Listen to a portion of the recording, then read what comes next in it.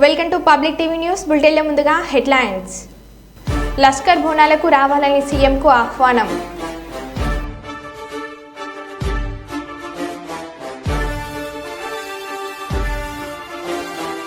Gulf board ఏర్పాటు చేసి 500 కోట్ల బడ్జెట్ కేటాయించాలి.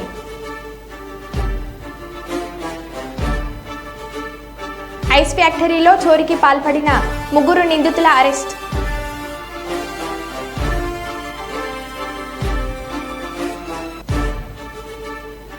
నాలుగు రోజుల పాటు కుప్పంలో పర్యటించనున్న నారా భువనేశ్వరి. బీడీ కార్మికుల రాష్ట్ర సమన్వయ కమిటీ సమావేశం జయప్రదం చేయండి. సిఐటియు జిల్లా కార్యదర్శి ఎండి అంజిబాబు. మంచిర్యాల జిల్లాను గంజాయి రహిత జిల్లాగా తీర్చిదిద్దుదాం. Ramagundam police commissioner M Srinivas IPS.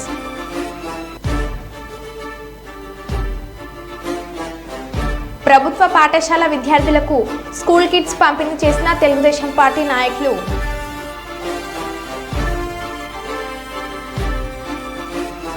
ఇక వివరాల్లోకి వెళ్తే, పెద్దపల్లి జిల్లా కేంద్రంలో ఎడతెరిపి లేకుండా కురుస్తున్న వర్షాల వల్ల పెద్దపల్లి మున్సిపల్ పరిధి పట్టణ ప్రజలు అప్రమత్తంగా ఉండాలి మున్సిపల్ కమిషనర్ ఆకుల వెంకటేష్ అన్నారు. ఈ రోజు పెద్దపల్లి పట్టణంలోని శాంతినగర్ ఇరిగేషన్ కెనాల్ పైన నిర్మించుకున్నటువంటి ఇల్లు కొద్ది రోజుల నుండి కురుస్తున్న వర్షాల కారణంగా కూలిపోవడం జరిగింది.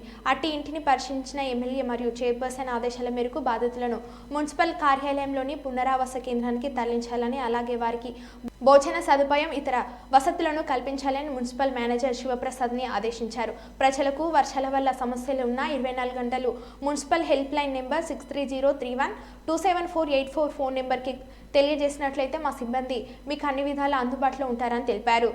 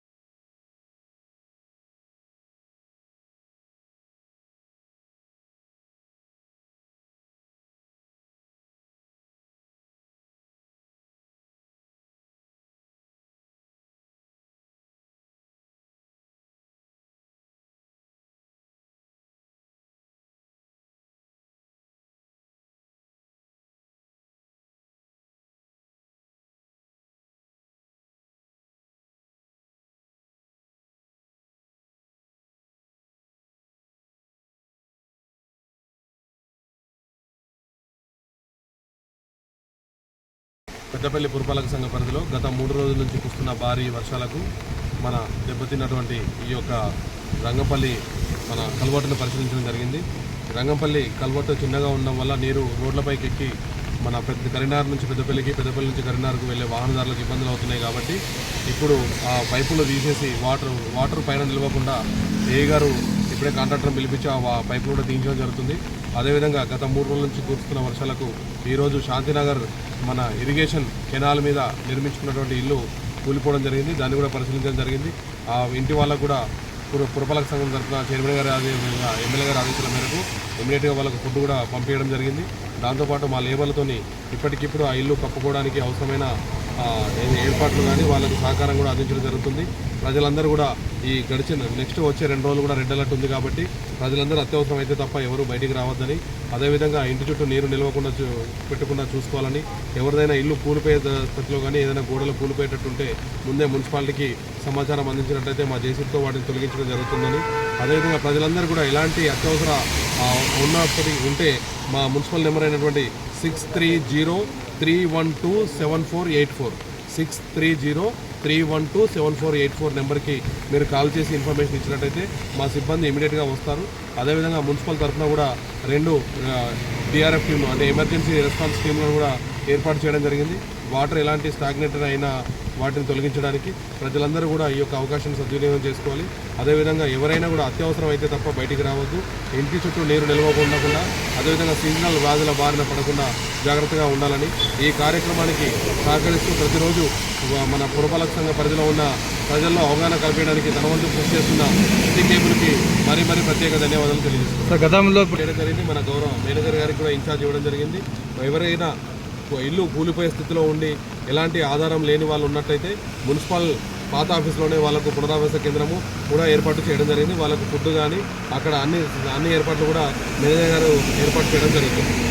మత్స్యకారుల అభివృద్ధిని దృష్టిలో ఉంచుకొని రాష్ట్ర ప్రభుత్వం మత్స్య అభివృద్ధికి బోర్డు నెలకొల్పాలని రాష్ట్ర ప్రభుత్వానికి విజ్ఞప్తి చేస్తూ సంగరబోయిన ఉమేష్ ముదిరాజ్ ఆధ్వర్యంలో కిలా వరంగల్ తహసీల్దార్ నాగేశ్వరరావుకి శనివారం వినతి పత్రం అందించారు.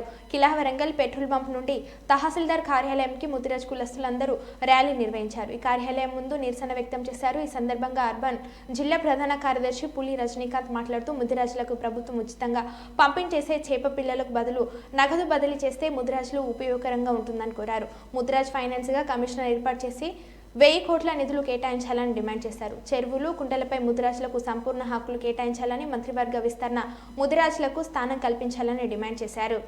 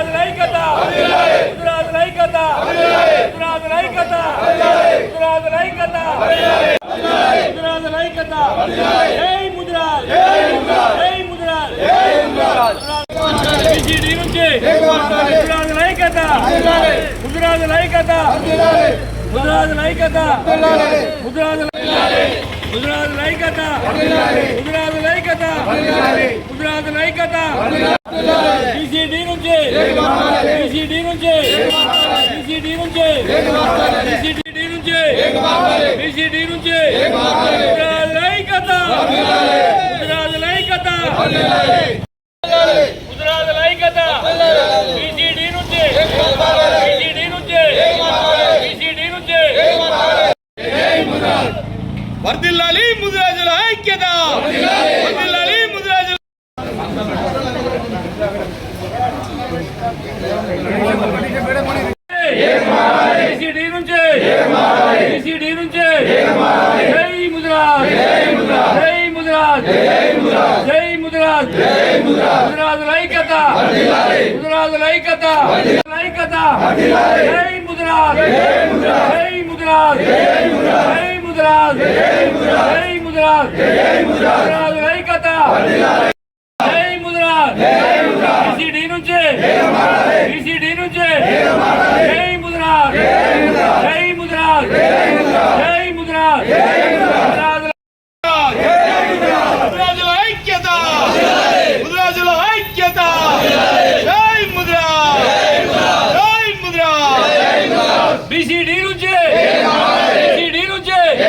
వాస్తవంగా ముదిరాజు కులస్తులు అతి దీన స్థితిలో బతకడం జరుగుతున్నది. దీన్ని దృష్టిలో పెట్టుకొని రాష్ట్ర వ్యాప్తంగా ముదిరాజుల సంఖ్య అధికంగా ఉన్నది. వాళ్ళ స్థితిగతులు బాగలేవనే ఆలోచనతో 2009లో రాజశేఖర్ రెడ్డి ఎప్పటి నుండో మా డిమాండ్గా ఉన్న డిమాండ్ను బీసీడీ నుండి ఏలకు చేర్చడం జరిగింది. దాన్ని కొంతమంది ఓర్వలేని కొంతమంది కోట్లు వేయడం వల్ల అది లీగల్గా ప్రాసెస్ నడుస్తున్నది. ఇప్పటికీ ఈనాడు ముదిరాజు కుటుంబాలు కనీసం ఇల్లు కట్టుకోలేని పరిస్థితిలో, 2 పూటల తిండి తినలేని పరిస్థితిలో ఉన్నది. కాబట్టి ఈనాడు రాష్ట్ర వ్యాప్తంగా ఉన్న జనసాంద్రతలో చూసినా కానీ ముదిరాజు సంఖ్య అధికంగా ఉన్నది. కానీ చట్టసభలలోకి పోతే మాత్రం మా ముదిరాజుకు సంబంధించిన వాళ్ళు తక్కువ ఉన్నారు. కాబట్టి ఆ జనసాంద్రతలో కూడా గమనించి మాకు చట్టసభలలో మా ప్రాధాన్యతను గుర్తించి మాకు తగిన ప్రాధాన్యత ఇవ్వాలి. అదే రకంగా ఈనాడు ఏదైతే రాహుల్ గాంధీ ఒక మాట అన్నాడు ఎన్నికల ముందు, కులగణన తప్పనిసరి మేము జనగణన చేపడతామని.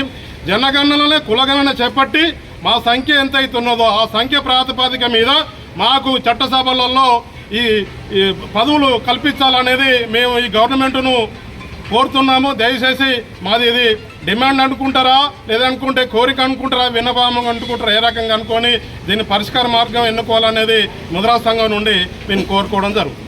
పిలుపు మేరకు రాష్ట్ర అధ్యక్షులు బండా గారి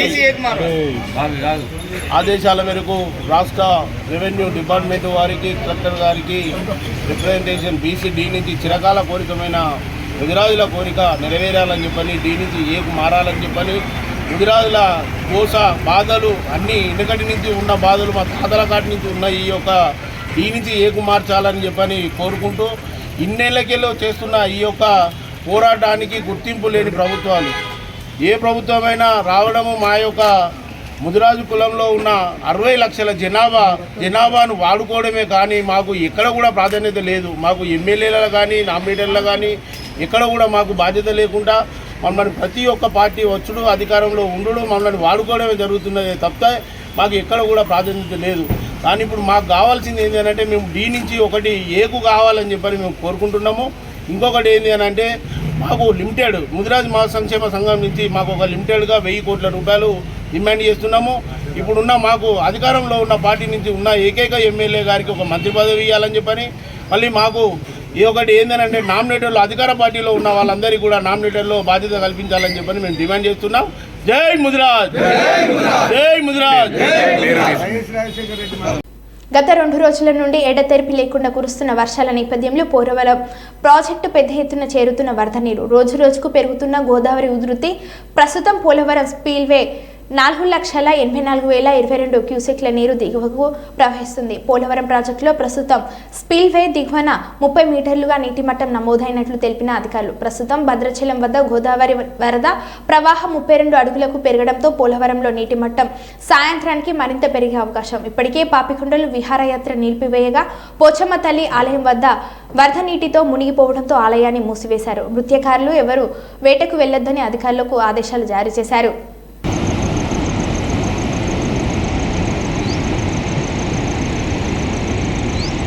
కుప్పం మున్సిపల్ పరిధిలోని కొత్తపేటలోని ఎంపీపీ పాఠశాలలో విద్యార్థులకు స్టూడెంట్స్ కిట్లను టీడీపీ నేతలు పంపిణీ చేశారు. ఈ సందర్భంగా కొత్తపేట క్లస్టర్ ఇన్ఛార్జ్ గోపీనాథ్ మాట్లాడుతూ రాష్ట్ర ప్రభుత్వం విద్యకు అత్యధిక ప్రాధాన్యత ఇస్తుందని అన్నారు.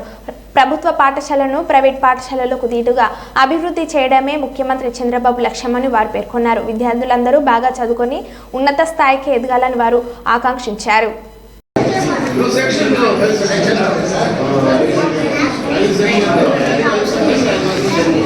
అందులో నేను లోపల్లో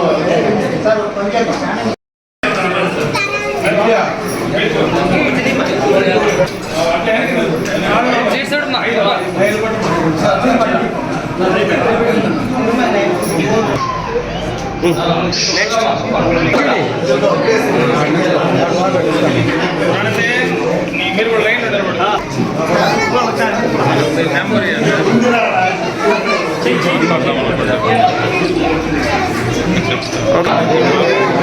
బాబు అక్కడ వచ్చే ఆ పోల్ దగ్గర వచ్చే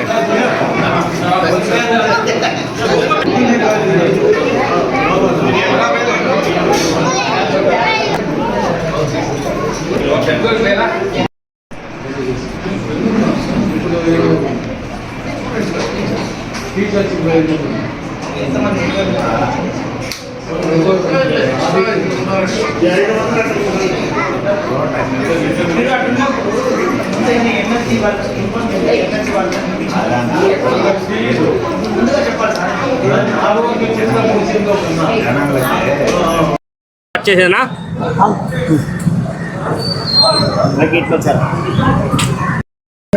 అందరికీ నమస్కారము. ఈరోజు చంద్రబాబు నాయుడు గారు తెలుగుదేశం పార్టీ తరఫున ఏ విధంగా చెప్పారో ఆ విధంగా ప్రతి స్కూల్ని అభివృద్ధి చేసే విధంగా ముందు వరుసలో ఉన్నారు.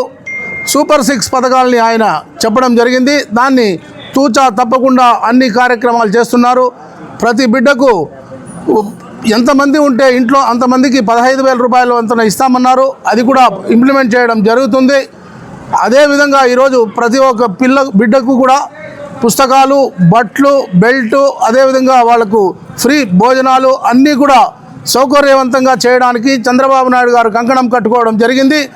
ఆయన చెప్పిన విధంగా చేస్తూ ముందరికి వెళ్తున్నారు. ఆయనకు ఈరోజు కంచర్ల శ్రీకాంత్ ఎమ్మెల్సీ గారు అయితేనేమి, పిఎస్ మునిరత్నం గారు అయితేనేమి, ప్రతి ఒక్కరు కూడా నియోజకవర్గంలో అన్ని కార్యక్రమాలని ముందుండి ఏ కార్యక్రమమైనా కూడా ఏ విధంగా చేయాలి, అభివృద్ధి కార్యక్రమాలు అనేది ఆయన చెప్పిన విధంగా చేయడం జరుగుతూ ఉంది. ముఖ్యంగా కుప్పంలో హంద్రీనీవా నీళ్ల కోసం చెబితే ఇమీడియట్గా దాన్ని సర్వేలు జరుగుతూ ఉన్నాయి. అదేవిధంగా ఈ ఎయిర్పోర్టు, ఎందుకంటే ఇక్కడ ఉన్నటువంటి రైతులు పండించిన పంటలు ఇమీడియట్గా బయటి రాష్ట్రాలకు తీసుకెళ్ళి బయటి దేశాలకు తీసుకెళ్ళి అమ్ముకునే విధంగా దాన్ని కూడా సర్వేలు జరుగుతున్నాయి. అదేవిధంగా ముఖ్యంగా ఇప్పుడు మనకు అగ్రికల్చరల్ దీనికి ఒక కృషి విజ్ఞాన కేంద్రం అనేది కూడా ప్రారంభించడం జరుగుతూ ఉంది. పిల్లలు చదువుకోవడానికి ముఖ్యంగా ఈ యొక్క భారతీయ విద్యా భవన్ అనేది కూడా సర్వే జరిగింది గుడ్లనాయనపల్లి, కృష్ణపల్లి ఏరియాలో. అవంతా కూడా విద్యాపరంగా అభివృద్ధి జరిగి ముఖ్యంగా రింగ్ రోడ్లు కూడా అభివృద్ధి కార్యక్రమాలు చేస్తూ ఉన్నారు. అవంతా కూడా జరిగిందంటే కుప్పం నియోజకవర్గం రాష్ట్రంలోనే కాదు ప్రపంచంలోనే ఒక గుర్తింపు ఉండే విధంగా చంద్రబాబు నాయుడు గారు చేయడం జరుగుతుంది. ఆ విధంగా ప్రతి ఒక్కరు కూడా మేము అందరూ కలిసి కట్టుగా ఉండి కుప్పంగా ముఖ్యంగా కొత్తపేటలో స్టేడియంని 40 ఎకరాలు 50 ఎకరాల స్థలాన్ని సేకరించి అక్కడ అన్ని సౌకర్యాలు ఉండే విధంగా క్రికెట్, ఫుట్బాలు, అదేవిధంగా హాకీ, అథ్లెటిక్స్, ఇండోర్ స్టేడియంస్ ఇవన్నీ కూడా చేయడం జరుగుతుంది. అదేవిధంగా రింగ్ రోడ్లు, inner ring road, outer ring రోడ్లు వేసి కుప్పాన్ని ఇంకా విస్తరణ చేసి ఈ కుప్పం నియోజకవర్గం ప్రపంచ గుర్తింపు వచ్చే విధంగా చంద్రబాబు నాయుడు గారు చేయడం జరుగుతుంది. ఈ సంవత్సరంలోనే ఇవంతా కూడా పూర్తి చేసి రాబోయే సంవత్సరంలో పిల్లల చదువులు, వాళ్ళకి ఉద్యోగాలు, సాంకేతికపరమైనటువంటి విద్యలు అన్నీ కూడా ఇక్కడ రావడం జరుగుతుందని తెలియజేస్తూ ఈ కార్యక్రమాన్ని చంద్రబాబు నాయుడు గారు ముందుండి చేస్తే మేము ఆయన వెనుకుండి ప్రతి ఒక్కరు కూడా ఇక్కడ ఉన్నటువంటి కొత్తపేటలో ఉన్నటువంటి ప్రతి ఒక్క లీడరు వాళ్ళు సొంత పనిగా భావించుకొని చేస్తారని తెలియజేస్తూ ఈ కార్యక్రమం జరగడం జరిగిందని తెలియజేస్తున్నాం. పెద్దపల్లి జిల్లా సుల్తాన్బాద్ మండల కేంద్రంలోని ఎస్వీఆర్ గార్డెన్లో శనివారం రోజున పట్టణంలోని మండలంలోని వివిధ గ్రామాలకు చెందిన 59 మందికి కన్యాల లక్ష్మి, 9 మందికి షాదీ ముబారక్ చెందిన సుమారు 68 లక్షల రూపాయల చెక్లను లబ్ధిదారులకు పంపిణీ చేసిన పెద్దపల్లి శాసనసభ్యులు చింతకుంట విజయరమణారావు. ఈ సందర్భంగా ఎమ్మెల్యే విజయరమణారావు మాట్లాడుతూ ముఖ్యమంత్రి రేవంత్ రెడ్డి ఆధ్వర్యంలో కాంగ్రెస్ పార్టీ ప్రభుత్వం నిర్విరామంగా ప్రజల కోసం పనిచేస్తుందని, ఎన్నికల ముందు ఇచ్చిన హామీలను తూచా తప్పకుండా అమలు చేస్తున్నామని అన్నారు.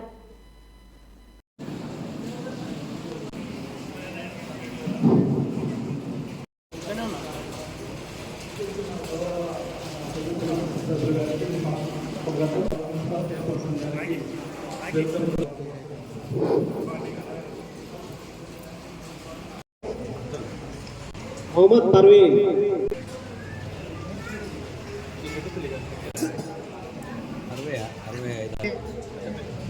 కల్వాల గ్రామస్తులు ముందుకు రాగలరు. మెడుగు రాజమ్మ, అన్ని జమున, కంట్ల సుజాత,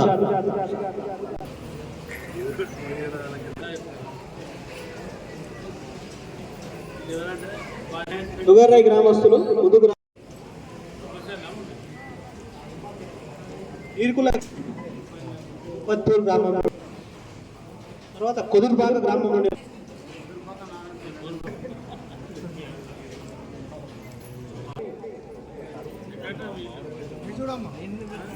అడిగొత్తుల రాధ, పద్మ,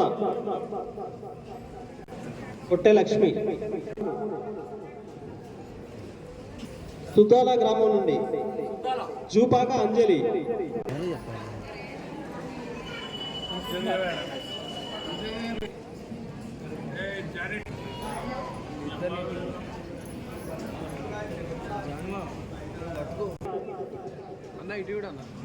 కళ్యాణం లక్ష్మి దూసాల గ్రామం నుండి ఇంకో దగ్గరకు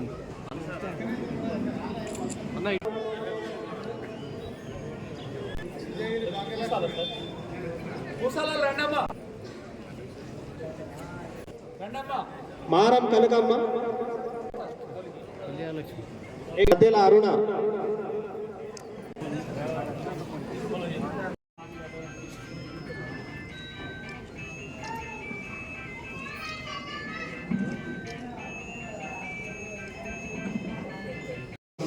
అరవై ఎనిమిది చెట్లు ఇప్పుడు ఇవ్వబడుతూ ఉంటుంది. మరి ఇక్కడటువంటి మా మహిళా తల్లులు కూడా మీరందరూ కూడా ఆలోచన చేయాలి. కాంగ్రెస్ ప్రభుత్వం వచ్చిన తర్వాత గత 7 మాసాలైన ప్రభుత్వం వచ్చి ఇప్పుడు 8వ నెల నడుస్తూ ఉంది. ఈ 8 నెలల్లో దాదాపు 100 రోజుల పైసలకు ఎన్నికల కోడే ఉంది. మిగతా ఈ 120 రోజులలో మరి కాంగ్రెస్ ప్రభుత్వం అనేక కార్యక్రమాలు చేస్తుంది. ప్రధానంగా ఇవాళ మహిళలందరికీ ఉచిత ఆర్టీసీ బస్ ప్రయాణం కానీ, 5 లక్షలు ఉన్నటువంటి ఆరోగ్యశ్రీని 10 లక్షలు చేయడం కానీ, ప్రతి ఇంటికి పేద ఇంటికి 0 కరెంటు బిల్లు 200 యూనిట్ల లోపు ప్రతి ఇంటికి ఇవ్వడం, దాంతోపాటు 500కే గ్యాస్ సిలిండర్ ఇస్తామని చెప్పి ఆనాడు మీకు హామీ ఇచ్చి మీ అకౌంట్లలో గ్యాస్ డబ్బులు వేయడం, మరి అన్నీ కూడా నడుస్తూ ఉన్నాయి. ఇదే కాకుండా త్వరలో ఇందిరమ్మ ఇల్లు కూడా ఆనాడు చెప్పిన ఇల్లు ఇస్తామని చెప్పి ఇందిరమ్మ ఇల్లు కూడా 5 లక్షల ఇల్లు త్వరలోనే, అతి తొందరలోనే ఎవరైతే ఇల్లు లేనటువంటి పేదలు ఉన్నారో, ఒక గుంట జాగా ఉన్నా వాళ్ళందరికీ ఇల్లు ఇచ్చేటువంటి కార్యక్రమాన్ని కూడా కాంగ్రెస్ ప్రభుత్వం ప్రారంభించడానికి సిద్ధంగా ఉంది. మరి గత ప్రభుత్వంలో 10 సంవత్సరాలు మీతో 4 సార్లు ఓట్లు వేసుకొని ఇల్లు ఇస్తామని చెప్పి మోసం చేసి ఇల్లు ఇవ్వకుండా పోయినటువంటి ఆ ప్రభుత్వం లెక్క కాకుండా ఇవాళ మళ్ళీ ఇందిరమ్మ ఇల్లు 5 లక్షల ఇల్లు ఇచ్చేటువంటి ఆలోచనతో ప్రభుత్వం ఉంది. మరి చాలామంది ఆలోచించి ఇవన్నీ వడ్డీని చెప్తా ఉన్నారు, ఇవన్నీ అయితే అని చెప్పి ప్రభుత్వాలకు వచ్చిన తర్వాత కూడా ఏమి రైతులు వడ్డీని చెప్తారని చెప్పి మాట్లాడారు. కానీ వల్ల నిన్న మొన్న ఈ రాష్ట్రంలో ఉన్నటువంటి రైతాంగానికి 31,000 కోట్ల రూపాయలతో 2 లక్షల రైతు రుణమాఫీని మన ముఖ్యమంత్రి రేవంత్ రెడ్డి గారు ప్రారంభించారు. పిల్లలు కూడా చాలా మంది రైతులు ఉంటారు. 1,000 లక్షల రూపాయల వరకు రైతు రుణమాఫీ జరిగింది. మళ్ళీ నెక్స్ట్ ఒక వారం 10 రోజుల లోపల ఆగస్టు 1 తారీఖు నుంచి ఆ మధ్యలో 1,50,000 కూడా ఎవరైతే ఉన్నారో ఆ రైతులకు కూడా రైతు రుణమాఫీ జరగబోతా ఉంది. కాంగ్రెస్ ప్రభుత్వంలో ఒకటేసారి 100 రుణాలు ఇచ్చే పరిస్థితి లేదు. కారణం ఏంది? 62,000 తర్వాత లాస్ట్ 2014 70,000 అయింది. దానికన్నా ముందు 17,000 ఉండే. కానీ వాళ్ళ 5 లక్షల ఇల్లు 5 లక్షల ఇల్లు, అది కూడా అర్హత ఉన్న వాళ్ళకి 60 లక్షలు. మరో బులెటిన్లో మళ్ళీ కలుద్దాం. Stay tune.